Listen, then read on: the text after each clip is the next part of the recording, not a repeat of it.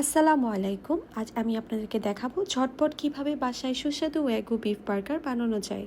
একদম সহজ উপায়ে এসব উপকরণ দিয়ে আমি তৈরি করলাম একটি স্পেশাল বার্গার সস। যে সসটি আমি প্রথমের দেখানো উপকরণ দিয়ে বানিয়ে নিয়েছি। আমি যে বিফ কিমা নিয়েছি সেটা ফ্যাট সহ রেডিমেড ছিল, মানে ঝামেলা ছাড়া সরাসরি রান্না করা যায়। স্বাদের জন্য একটু ফ্যাট থাকা দরকারি।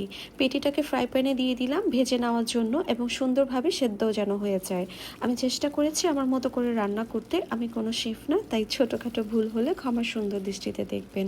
যাই হোক, এখানে আমি কিমার সঙ্গে পরিমাণ মতো লবণ এবং একটু ব্ল্যাক পেপার ব্যবহার করেছি, যেন বেশি নয়, ঠিক স্বাদ অনুযায়ী, যেন ঝাল বা নোনতা বেশি না হয়।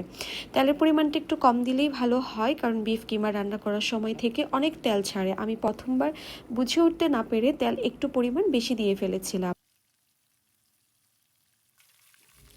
বিফ পেটের একটা পাশ হয়ে গিয়েছে, সো আমি এভাবে অপর পাশটাও এভাবে ভেজে নিব। চুলার আঁচ অবশ্যই মৃদু আঁচে থাকবে। এরপর আমার বার্গারগুলো স্লাইস করে নিয়েছি। বার্গারের উপর ভালো মানের বাটার দিয়ে আমি হালকা একটু ভেজে নিচ্ছি। বানটা রেডি হলে আমি এর উপর সস দিয়ে দিয়েছি এবং তারপর লেটুস পাতা, তার উপর ক্রিস্পি বিফ পেটি, তারপর দিলাম টমেটো স্লাইস, শসা অ্যান্ড চিজ। সবশেষে গরম গরম পরিবেশন করলাম। দেখতে যেমন সুন্দর, খেতে তার থেকেও বেশি দারুণ। আমার বানানো বার্গার ভালো লাগলে অবশ্যই চ্যানেলটি সাবস্ক্রাইব করে পাশে থাকবেন।